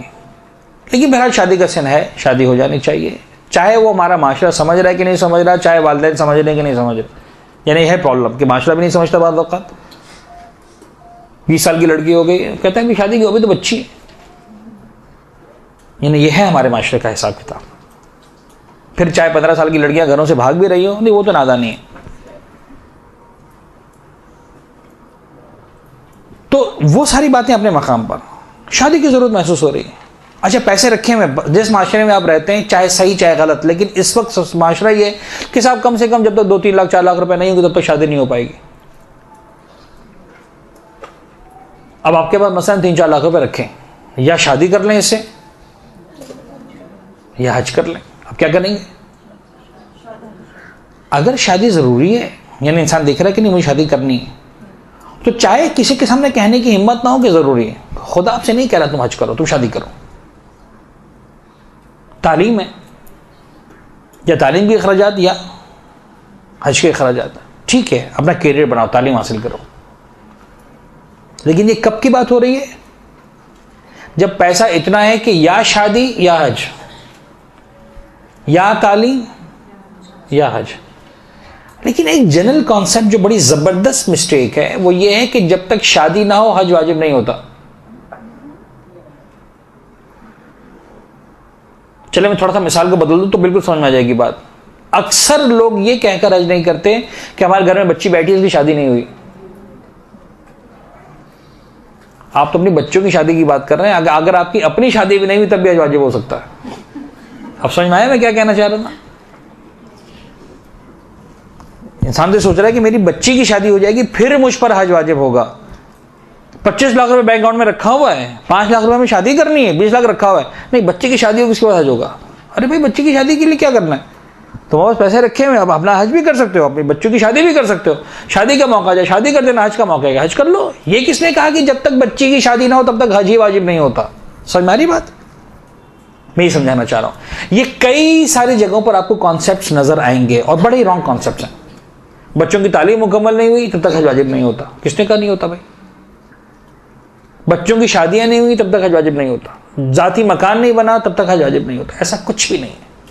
जाती मकान ना हो हज वाजिब हो सकता है, बच्चों की शादियां ना हुई हो हज वाजिब हो सकता है। बल्कि आगे बढ़कर बच्चों की तो एक तरफ, आपकी अपनी शादी भी ना हुई हो, यानी फर्ज करना आप खुद उस एज में है कि अभी आपको शादी करना है, आपके अपने वालिदैन है, तो एक तो आपके अम्मा अब्बा के हज की बात हो रही है कि अगर आपकी शादी नहीं हुई तब भी उन पर हज वाजिब हो सकता है।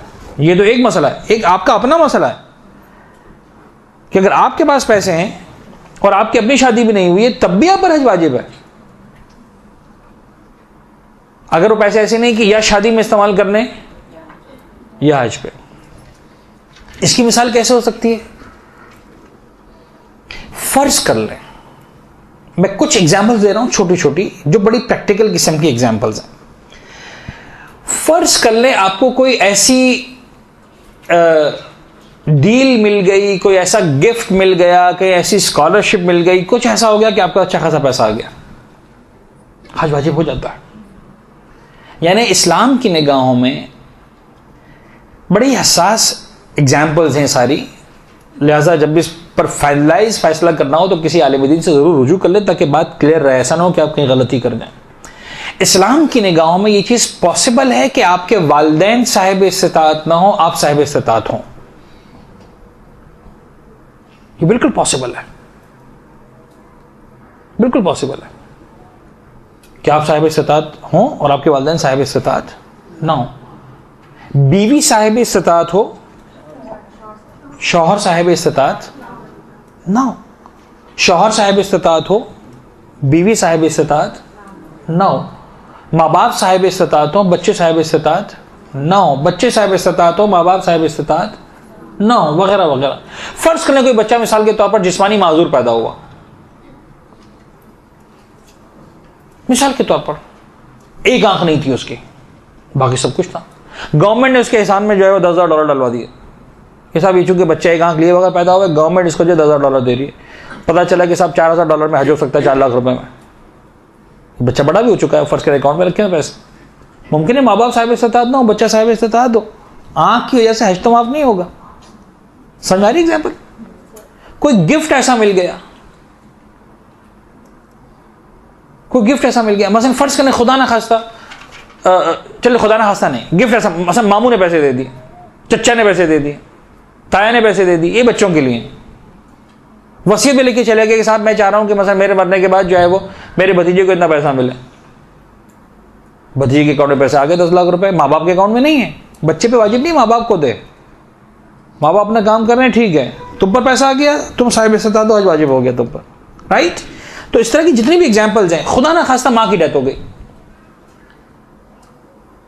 अब माँ की जो विरासत है, यानी मरने वाली खातून का विरसा जब शौहर को मिलेगा कुछ मिलेगा, औलाद को मिलेगा कुछ और मिलेगा। शौहर को मिला मसलन फर्ज करने 1/4 मिल गया, ओके, बाकी सारा 75% किसको मिला? अब मसलन फर्ज करें ये जो खातून का इंतकाल हुआ 10 लाख रुपए की इसकी मिल्कियतें थी, शौहर को मिलेगा 2.5 लाख रुपए, बच्चों को मिलेगा 7.5 लाख रुपए। 2.5 लाख तो मुमकिन हज वाजिब ना हो, 7.5 पे वाजिब हो जाए। समझ में आ रही बात? तो ये सारी चीजें ऐसी हैं जो हमारे माशरे की राइज एग्जाम्पल्स में से हैं। ये मैं फिर बता दूं कि जो ओवरऑल परसेंटेज है वो यही है कि साहब बहुत कम लोगों पर हज वाजिब होता है, लेकिन इनमें से कौन ऐसे हैं, मैं सारी एग्जाम्पल्स इसलिए शेयर कर रहा हूं कि अगर हमें से कोई है तो ऐसा ना हो कि इस क्लास के बाद भी हम ना समझ पाएं कि अच्छा हम पर हज वाजिब था और फिर भी हम समझ रहे थे कि हम पर हज वाजिब नहीं है। तो ये सब ध्यान में रख लें। शादी, तालीम, इलाज के अखराजात अगर ज़रूरियात में शुमार हों तो उनका भी होना ज़रूरी है, उसको निकालने के बाद हज वाजिब होगा। लेकिन अगर ज़रूरियात में शामिल नहीं है, फ़र्क नहीं, तालीम ऐसी नहीं कि बहुत कोई ज़रूरी तालीम, उसके बगैर भी आप अच्छा खा रहे, कमा रहे, बिजनेस आपका चल रहा है, कोई प्रॉब्लम नहीं है। एक आप एक्स्ट्रा की चीज़ हासिल करना चाह रहे हैं तो फिर हज वाजिब हो जाएगा। लेकिन अगर आपके कैरियर का मसला है तो फिर पहले उसको पूरा करें, बाद में हज करेंगे। इसी तरह इलाज वगैरह भी। कर्ज को हमने 3 कैटेगरीज में डिवाइड किया है, 1 बाय 1 समझेंगे तो समझ में आएगी बात। सुन लीजिए पहले, एक वो कर्जा है जो आपने किसी को दिया हुआ है और आपको लेना है। एक वो कर्जा है जो आपने किसी से लिया हुआ है और आपको वापस देना है। और एक वो कर्जा है जो न लिया है न दिया है, अभी लेना चाहते हैं सिर्फ हज के लिए। अगर हज करने की ख्वाहिश नहीं है तो कर्जा लेने की जरूरत भी नहीं है। अब ऐसे बहुत से लोग ऐसे होंगे कि जिन्होंने न किसी से कर्जा लिया हुआ है कुछ, न किसी को कर्जा दिया हुआ है। मौलाना साहब हज करने की बड़ी ख्वाहिश है, कर्जा ले लूं किसी से, हज पे चले जाऊं। ये वो वाला केस तीसरा। और कर्जा बड़ी आसानी से मिल जाएगा, बड़ा भाई कर्ज देने को तैयार हो जाएगा, मसलन फर्ज करने के बहन है, कोई रिश्तेदार है, दोस्त है, आराम से कर्जा देने को तैयार हो जाएगा। जॉब कर रहे हैं, ऐसी जगह जॉब कर रहे हैं, 10 साल का मसलन एक्सपीरियंस है, काम किए जा रहे हैं, आज तक कभी कर्जा नहीं लिया किसी काम के लिए भी, लेकिन हज के वैसे नहीं हो रहे, दिल चाह रहा है हज पे जाने का, ऑफिस से कर्जा ले लेते हैं, आराम से हज करके आ जाते हैं, देखा जाएगा, आराम से थोड़े थोड़े करके पैसे दे देंगे। यानी ना कर्जा है, ना लेना है, ना देना है, अब सिर्फ हज के लिए जो है वो कर्जा लेने की ख्वाहिश हो रही है, और वो भी इसलिए कि खुदा के घर का हज करना। ये 3 अलग अलग कैटेगरीज है। नंबर 1, किसी को कर्जा दिया हुआ, अगर वापस ले सकता है तो जरूरी है कि ले और हज पर जाए। बड़ी सिंपल सी बातें हैं, इसमें ऐसी कोई चीज मैं नहीं बता रहा हूं कि जो डिटेल में जाएं या उस चीजों में, अलबत्ता डिटेल्स हैं, उलमा ने डिस्कस की हैं, मैं एक आध एग्जांपल दे दूंगा बातों बातों में, लेकिन उसको मैंने नोट्स का हिस्सा नहीं बनाया। अगर वापस ले सकता है तो जरूरी है कि ले और हज पर जाए। अच्छा, ये वापस कब ले सकता है? जब वक्त आ गया हो। किसी को लोन दिया था भाई 2 साल के लिए, 2 साल पूरे हो चुके हैं, ला निकालो पैसे वापस भाई। सामने वाला पैसे दे भी सकता है। अच्छा, एक बड़ा अजीब कानून है इस्लाम का, ये सिर्फ इशारतन बता रहा हूँ, प्लीज डिटेल में मत जाइएगा, डिटेल्स का टाइम नहीं है मेरे पास अभी। अगर आपने किसी को कर्ज दिया था 2 साल के लिए 10 लाख रुपए, 2 साल पूरे हो गए, किसी वजह से वो 10 लाख रुपए लौटाने के काबिल नहीं है, नहीं बना सका मिसाल के तौर पर, नुकसान, कारोबार किया था, नुकसान हो गया, वो 10 लाख नहीं है उसके पास, चाहे वो आपका मकरूज है, आपके पास राइट नहीं है उसे कर्जा मांगने का। ये शरी मसला बता रहा हूँ आपको।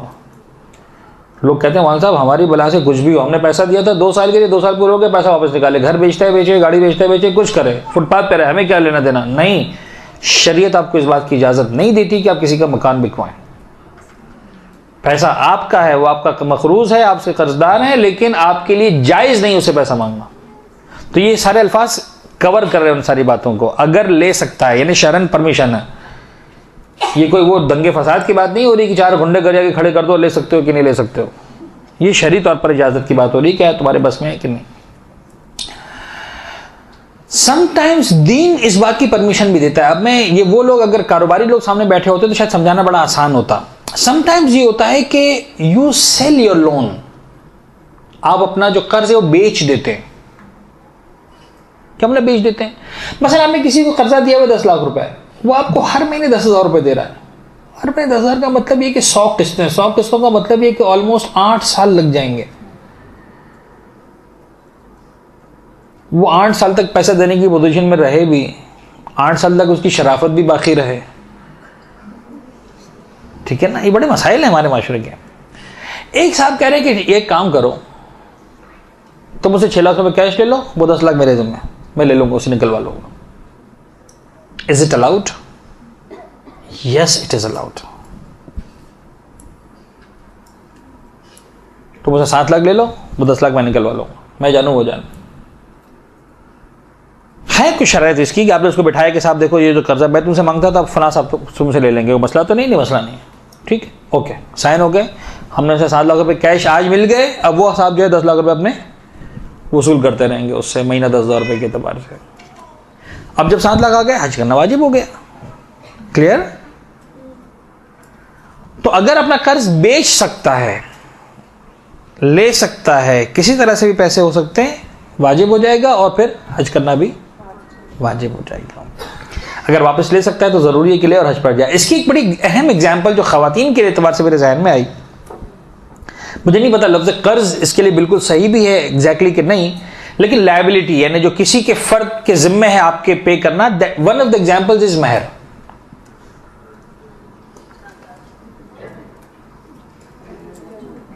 अगर किसी औरत का महर इतना है कि अगर वो उसको मिल जाए तो उस पर, वैसे पैसा नहीं है, हज वाजिब नहीं, लेकिन अगर महर मिल जाए तो हज वाजिब हो जाएगा। इस औरत के लिए वाजिब है कि महर मांगे। आज बहुत सारे घरों में लड़ाई होने वाली है ना। अच्छा, वाजिब है कि महर मांगे का मतलब ये नहीं कि झगड़ा कर ले और तलाक पे बात आ जाए कि या तो पैसा दो या तलाक दो, ऐसा नहीं करना। देखिए कि आया वाकई वही वाली बात जो कर्जे की एग्जाम्पल थी कि चाहे कर्जा देना भी है, लेकिन आप किसी को जो है उसका घर बेचे मजबूर नहीं करेंगे, मुझे तो मेरा कर्जा चाहिए, मुझे तो मेरा महर चाहिए, बस कुछ भी हो जाए, मौलाना साहब ने कह दिया, ऐसा भी नहीं। देखिए कि आया आपके घरेलू हालात के एतबार से, शौहर के हालात के एतबार से वगैरह किस हद तक इम्कान है। लेकिन बहरहाल जो इग्नोरेंस का लेवल है हमारे माशरे में कि महर का मतलब ही यह है कि नहीं मिलने वाला, यानी वो एक फॉर्मेलिटी है जो पूरी हो रही है, बाकी उसका हकीकी जिंदगी से कोई ताल्लुक नहीं है, तो उस चीज को समझना जरूरी है। हाँ, सिवाय इसके कि औरत ने अपना महर माफ कर दिया हो या माफ कर दे, वो उसका राइट है, कर सकती है माफ, वो एक अलग चीज है। लेकिन अगर माफ नहीं किया हुआ और मिसाल के तौर पर जो है वो ले सकती है और महर इतना है कि इस महर को लेकर हज वाजिब हो सकता है, तो फिर हज करना क्या हो जाएगा? वाजिब हो जाएगा। This very important example. दूसरी के चीज जो है वो कर्ज के हवाले से मकरूज, यानी एक मरतबा तो ये था कि आपको किसी से कर्जा, आपने किसी को कर्जा दिया हुआ था और अब आपने वापस लेना था, कर्जदार थे आप, यानी किसी के कर्ज खां थे, ठीक है। अब आगे आप मकरूज हैं, यानी आपके जिम्मे पैसा देना बाकी है। आपने मसलन 50 लाख रुपए किसी से कर्ज लिए थे और आप महीना फर्ज करें जनवरी 50,000 रुपए किस्त भर रहे हैं उसकी, ठीक है। अभी उस पर 50 में से आपने 10 लाख रुपए दिए, 40 लाख रुपए देना बाकी हैं। और आपके पास जो है वो 5 लाख रुपए अलग से भी आ गए, अब हज करना वाजिब है? सोच समझ के जवाब दीजिएगा।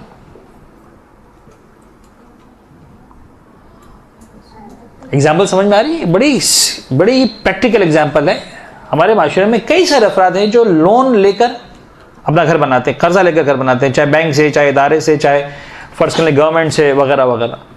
फिर मिसाल के तौर पर तनख्वाह, अच्छी तनख्वाह है, 1-1.5 लाख रुपए तनख्वाह है, महीने 20,000 25,000 रुपए लोन के जा रहे हैं, रेगुलरली कट जाते हैं तनख्वाह में से, और बड़े मजे से जो है वो ये लोन आहिस्ता आहिस्ता उतर रहा है, और पता है कि आइंदा 8 सालों में, 10 सालों में, 15 सालों में सारा का सारा लोन जो है वो खत्म हो जाएगा। दरमियान में अलग से पैसे भी आते रहते हैं, बोनस मिल गया, कोई मिसाल के तौर पर बॉन्ड लग गया, फर्ज करने कोई इन्वेस्टमेंट किया था, कोई छोटे मोटे स्टॉक्स लिए थे, कोई शेयर्स लिए थे, कुछ हो गया, वसन जो है वो पैसे निकल आए, पैसे मिल गए। या जो मैंने मिसाल दी, मिसाल के तौर पर विरासत मिल गई, अम्मी का, अब्बू का, फर्ज करने दादा का, किसी का इंतकाल हुआ ऐसा जिसके वारिस आप बनते थे, वगैरह वगैरह, कई सारे एग्जाम्पल्स हैं। और एक बड़ी तादाद हमारे सोसाइटी के ऐसे अफराद के जिन पर कुछ ना कुछ इस तरह का लोन होता है, 2 लाख, 4 लाख, 5 लाख, 10 लाख, 20 लाख होता है लोन, जो एक रेगुलर बेसिस पर पे हो रहा होता है। और इन्हीं लोन्स के साथ मिसाल के तौर पर, अच्छा ये सारी की सारी बातें प्लीज आप ये मत कीजिएगा कि मौलाना साहब आप तो जो है वो डॉलर से और लाखों से कम बात ही नहीं कर रहे हैं किसी भी एग्जाम्पल में, इसलिए कि सारी की सारी बातें उन लोगों के लिए हो रही जिन पर हज वाजिब होने वाला, जिन पर नहीं होने वाला उनके लिए नहीं हो, दिल छोटा ना करें। यानी मुझे डर लगता है कि ऐसा ना हो कि किसी की तौहीन हो जाए, कोई महसूस करे कि आखिर क्यों हमें हमारी गुर्बत का एहसास दिलाया जा रहा है। खुदा न खासा वो वाली बात नहीं है, लेकिन जिनके काम के मसाइल हैं बहरहाल उनको समझाना जरूरी है, लिहाजा मैं सारी उस तरह की एग्जांपल्स दे रहा हूं। अब फर्ज करें जनाब अली कि जो है बिजनेस है, बिजनेस में से मसलन जो है वो महीने का 1-2 लाख रुपए आराम से निकलता है, लोन भी लिया हुआ है, बिजनेस को एक्सपेंड करने के लिए 20 लाख रुपए का इन्वेस्टमेंट किया हुआ है, सब कुछ महीना आराम से 50,000 की जारी, कोई प्रॉब्लम नहीं है। कोई अच्छा सा जो है डील बन गई, कोई अच्छा मसलन जो है कारोबार में कोई वो आ गया और जो है वो 5-6 लाख रुपए निकल भी आए।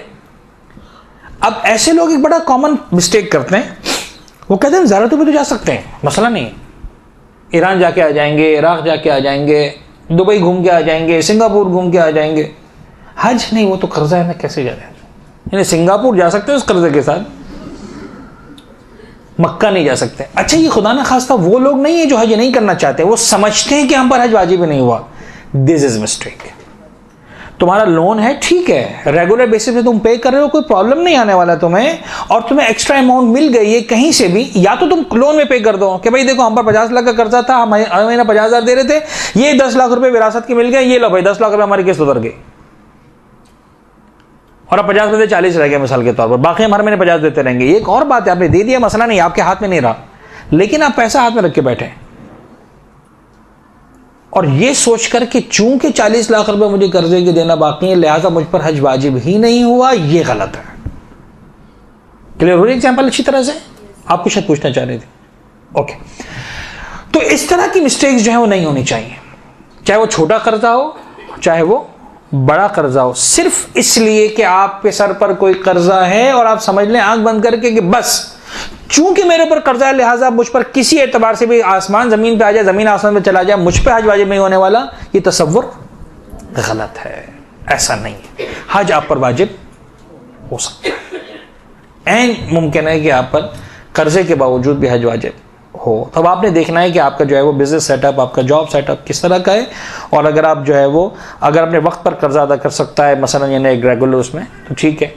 या फर्ज करें आपने कोई ऐसा लोन लिया हुआ है कि साहब ठीक है आपने किसी से कर्ज लिया, भाई 5 साल के बाद हम आपको 20 लाख रुपए ले रहे हैं, 5 साल बाद 20 लाख रुपए देंगे, 2 साल गुजर चुके, 20 लाख रुपए का आपने इन्वेस्टमेंट किया, ऐसा इन्वेस्टमेंट किया कि आज वो 20 लाख रुपए 1 करोड़ तक पहुंच चुके हैं। आपको पता है कि प्रॉब्लम ही नहीं है, मजीद 3 साल में तो पता नहीं हम कहां पहुंच जाएंगे, लेकिन ये सोच के साहब 20 लाख का तो हज कर्जा है, मैं कैसे हज पे जाऊंगा, मखरूज तो हज पे नहीं जा सकता। ये बड़ी कॉमन सी मिस्टेक है। तो इस तरह की एग्जाम्पल यहां पर आएंगी, क्लियर है?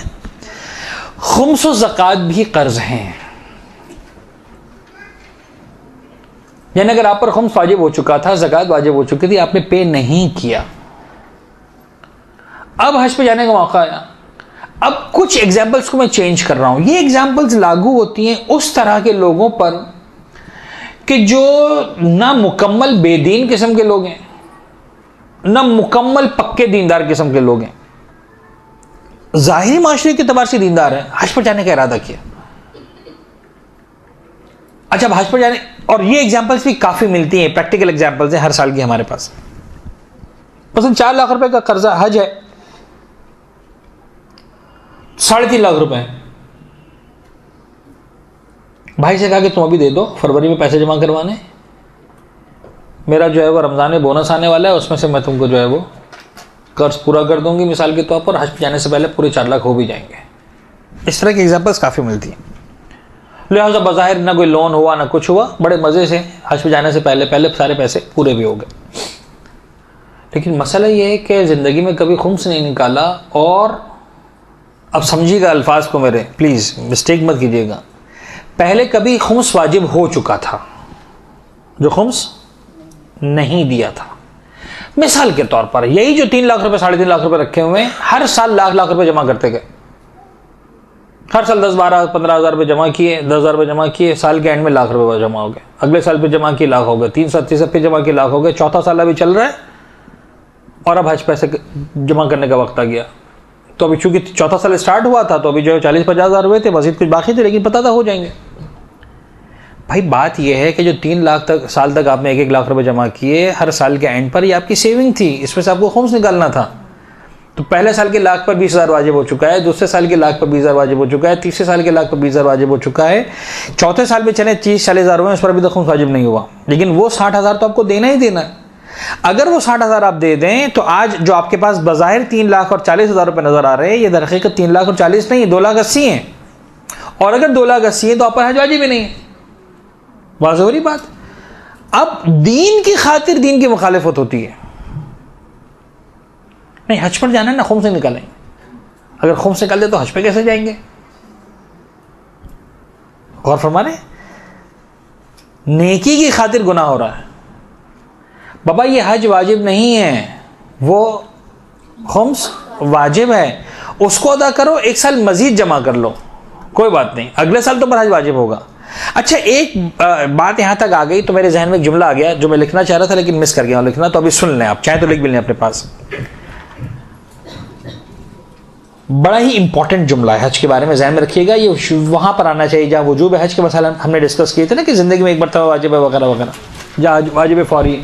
टाइम कितना हो गया? 10 मिनट कज़ा हो चुके हैं हमारे ऑलरेडी, है ना। चलिए आप जल्दी से सुन लें, इसको हम अगली क्लास में मुकम्मल करेंगे। वो मसला ये है कि हज वाजिब करवाना वाजिब नहीं है। यह पूरा जुमला लिखे, खुद पर हज वाजिब करवाना वाजिब नहीं है। दूसरे अल्फाज में, इस्तिताअत हासिल करना वाजिब नहीं है। मैं इसकी वजाहत भी करवा देता हूं, अब लिख लें पहले, इसकी वजाहत कर देता हूं। खुद पर हज वाजिब करवाना वाजिब नहीं है या इस्तिताअत हासिल करना वाजिब नहीं है। क्या मतलब है इस जुमले का? सुन लीजिए जरा जल्दी से। फर्ज करें आपके पास पैसा नहीं है, हज वाजिब है नहीं, तो अब आप क्या वाजिब है कि आप पैसा जमा करना शुरू करें ताकि जब भी पैसा पूरा हो जाए तो हज करें। आप में से कोई फर्ज करें ट्यूशन पढ़ाता है, हर महीने 10,000 रुपये कमाता है, आराम से 3-4 हज़ार 5,000 रुपये में अखराजात पूरे हो जाते हैं। अम्मा अब्बा घर पर हैं, अपने ज़्यादा अखराजात हैं, ठीक है, 4-5 हज़ार पूरे हो जाते हैं। क्या वाजिब है कि हर महीने 5,000 जमा करो ताकि साल के एंड पे मसलन 60,000 बने, 2 साल में जो है वो 1,20,000 बने, तीसरे साल जो है 1,80,000 बने, 5 साल में जो है आखिर वाजिब। तो पैसे जमा करना, खुद को मुस्तती बनाना, अपने आप पर हज वाजिब करवाना, ये वाजिब नहीं है। मुस्तती बनना वाजिब नहीं है, मुस्तती पर हज वाजिब है। अगर तुम मुस्तती बन गए हज वाजिब है, नहीं बने मुस्तती बनना वाजिब नहीं है कि साहब अब मुस्तती बनो ताकि जो है हज वाजिब हो, ये भी नहीं, ठीक है। लिहाजा ये एग्जांपल यहां पर अब फिट होगी कि साहब फिर तो हज भाई किसने कहा पर हज करना, अपने आप पर हज वाजिब कराना वाजिब है, तो पहले खुम्स निकालो हर साल के 1 लाख का, फिर पैसे बच गए, मुस्तती हुए तो ठीक, नहीं हुए तो कोई बात नहीं जी। तो बहरहाल यहां तक हमारी बात मुकम्मल हुई। इंशाल्लाह इससे हम कोशिश करेंगे जो अगले हफ्ते से अगले हफ्ते, यानी शायद अगले हफ्ते मेरी क्लास नहीं है आप लोगों के साथ, उसके अगले हफ्ते में फिर इंशाल्लाह आपके पास आऊँगा। तो नहीं पता कि कितने दिन होंगे, लेकिन बहरहाल ये आज के सिलसिले के मसाइल इंशाल्लाह मुकम्मल कर लेंगे। फिर कई सारे और उन्वानात भी हैं जो मुझे इस मरतबा दिए गए, हम अपनी क्लास में डिस्कस करेंगे। आज सवाल जवाब का वक्त नहीं बचा, कोई बहुत ज़रूरी सवाल है तो पूछ लें, वरना फिर इसको हम नेक्स्ट क्लास में जी।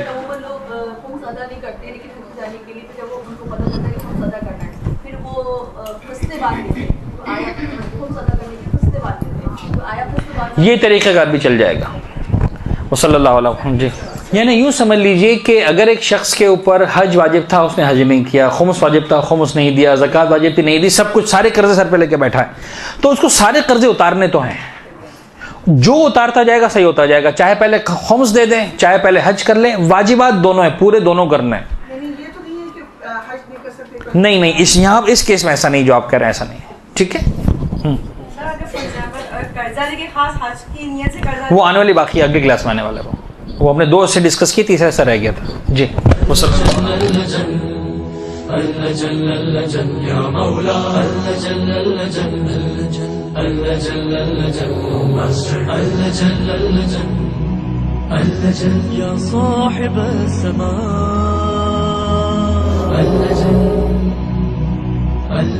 या